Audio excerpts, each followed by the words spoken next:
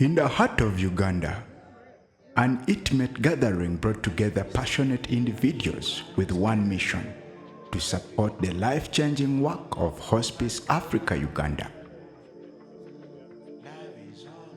This special evening was inspired by a remarkable journey, 2,000 kilometers across Africa to deliver emergency vehicles for a noble cause.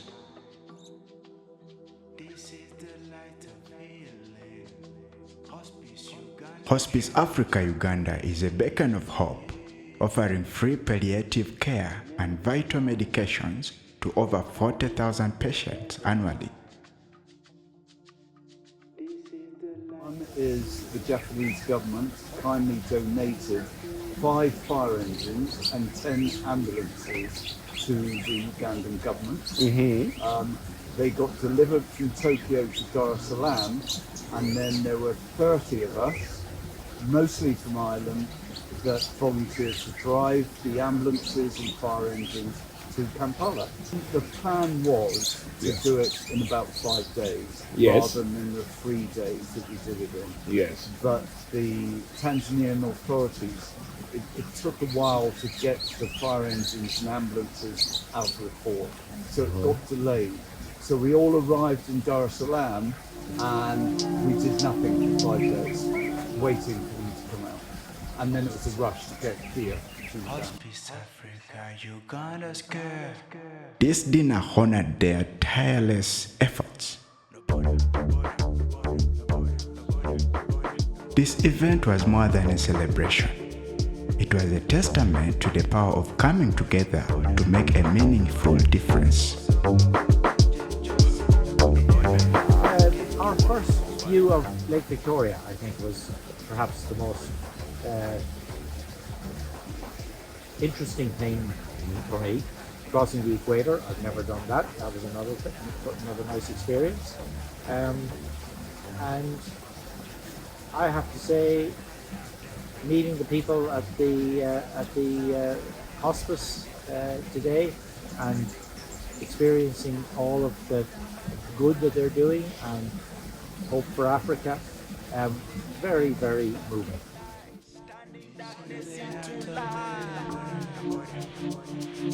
Hospice Africa Uganda's care.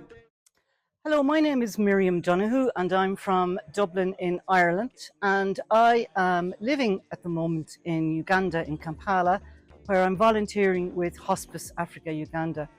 Hospice Africa Uganda is an incredible organisation which supports thousands of critically ill people in Uganda who can't access health services, who are living in dire poverty and in extreme pain.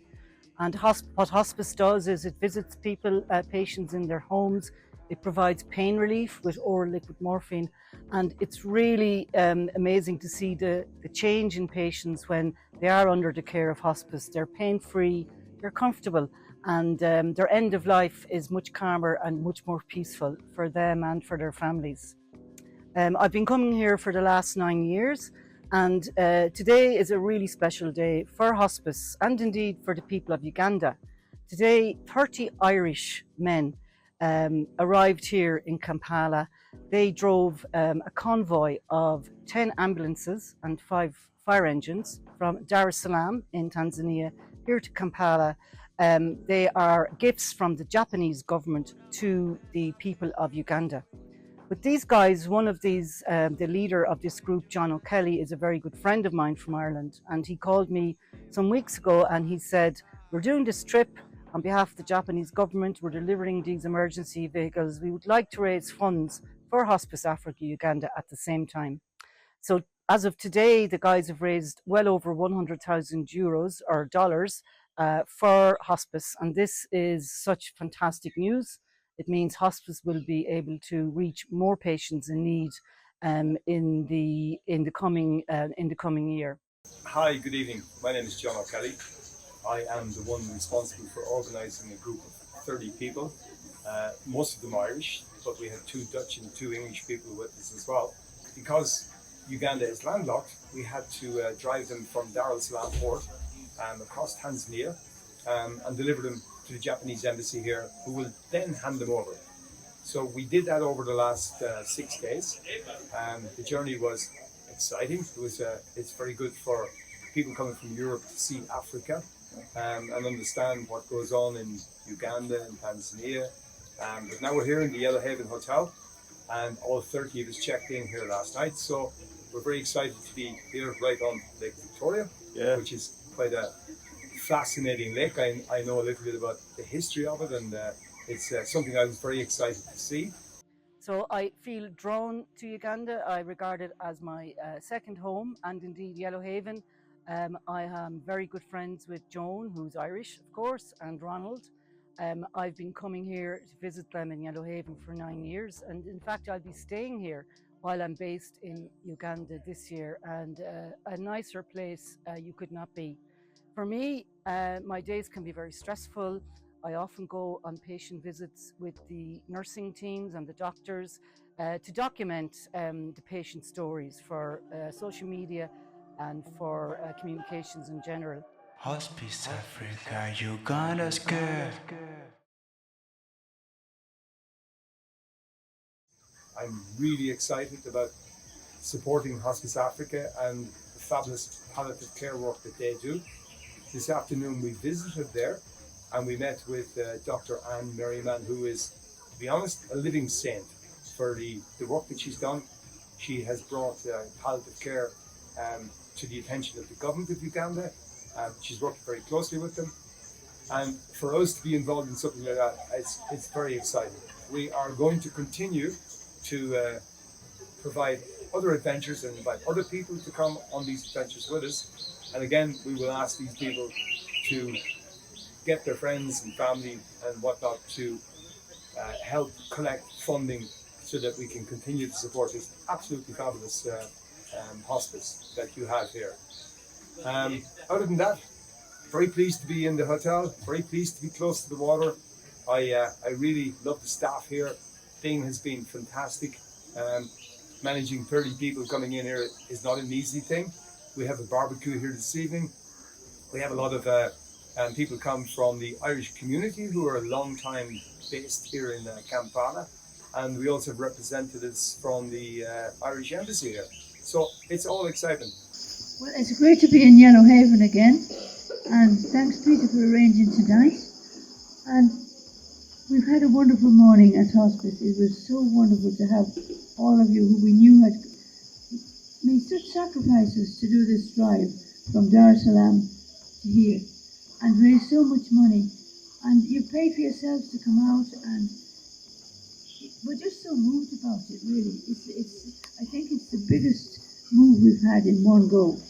And to know that you were struggling coming through Tanzania and getting over the border into here, and some of you arrived very, very late last night, and some of you arrived early but drank and went to bed very late. So you, in typical Irish fashion, you enjoyed yourselves last night, and you were all as fresh as anything this morning at Hospice, and you were there at 10 o'clock, and honestly, they were great.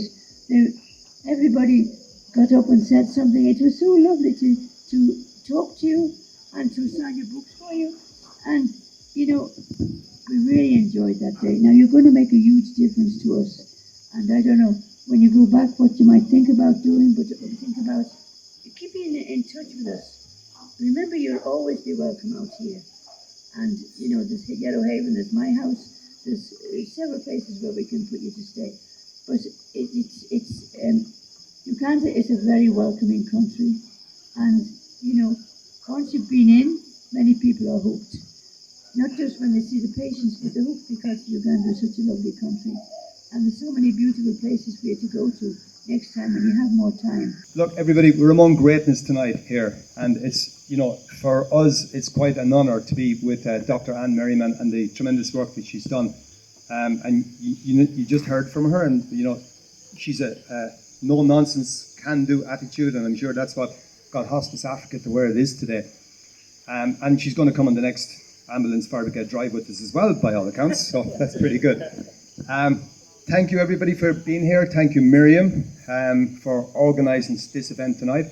We had done this previously in 2020, Whilst we did that, we had come across and visited Hospice Africa in Uganda, and we were very taken with the work being done by Dr. Merriman and her team in providing palliative care to terminally ill patients in Uganda who otherwise would not have had access to pain relief when they really needed it at the end of their lives. And so this year, when the opportunity came up to come back and repeat the experience delivering the emergency vehicles, we decided that we would have a second purpose to our trip, and that purpose would be to try and raise some money for Hospice Africa Uganda. So our group, each of us, we set up pages for donations, and we reached out to friends and family and business contacts, and I suppose we harassed and annoyed and approached people for help.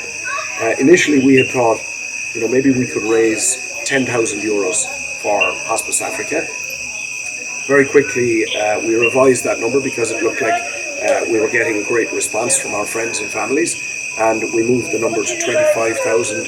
Suddenly we had actually achieved 50,000, and so we moved our target to 100,000. And as of this morning, we are at about 107,000 euros. So we're really delighted with the success of the fundraiser. We're delighted to be able to hand that money over to Hospice Africa Uganda, and we're really delighted for the people that will get help. And thank you all for coming. It's been an amazing couple of days. Now we have a special t-shirt here. You can see the Ugandan flag and the Irish flag in a heart, and we are selling them for 70,000 shillings, of which 10,000 shillings goes to Hospice Uganda. So if anyone interested, come and make an order and phone Miriam, and then we shall deliver them to you.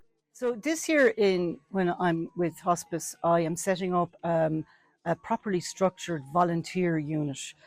We do get many volunteers, particularly from the UK, from the USA, and from Ireland, but we don't have a proper structure on it at this point in time. So I'm going to put in process a proper structure and a system of assessing volunteers. We're going to see what type of volunteers and skills that we need.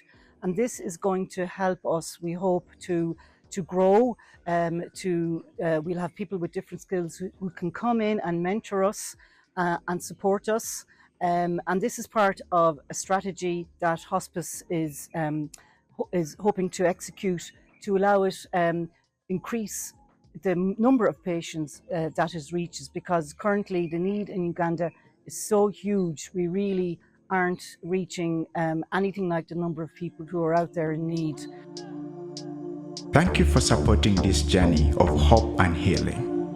Together, we are making an everlasting impact.